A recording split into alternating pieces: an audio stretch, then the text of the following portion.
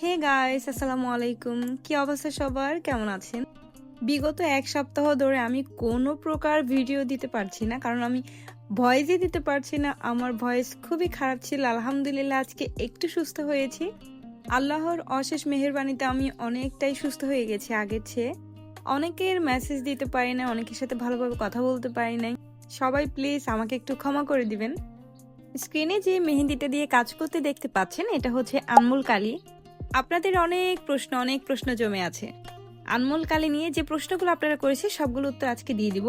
প্রথমত বলে দেই, যাদের আনমোল কালি নিয়ে সন্দেহ আছে, হারাম কি হালাল আমি জানি না, তবে যদি সন্দেহ থেকে থাকে তারা আনমোল কালিটা ইউজ করবেন না। কারণ কেউ বলছে ইনস্ট্যান্ট মেহেন্দি দিয়ে মেহেন্দি পড়লে নামাজ হয়, আবার কেউ বলছে হয় না।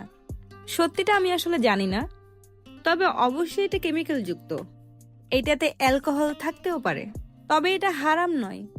আপনি যখন নামাজ পড়বেন না তখন আনমোল কালিটা ইউজ করতে পারবেন। আনমোল কালিটা যেহেতু সাইজে একটু বড়, তাই এটাকে আমরা রিকন করে সেল করি। এটা হচ্ছে রিকনের ফাইনাল লুক। আপনারা যারা রিকন বুঝতেছেন না তাদের জন্য আমি এটা দিয়েছি। রিকন করার পর অনেক সুন্দর করে স্মুথলি কাজ করতে পারবেন, দ্যাটস ওয়াই আমরা রিকনগুলো করি। এটা হচ্ছে আনমোল কালির ফাইনাল কালার, দেখেন অনেক সুন্দর হয়েছে মাশাল্লাহ।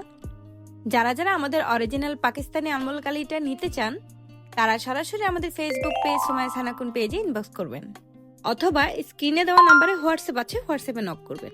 আল্লাহ হাফেজ, আসসালামু আলাইকুম। সবাই ভালো থাকবেন, সুস্থ থাকবেন।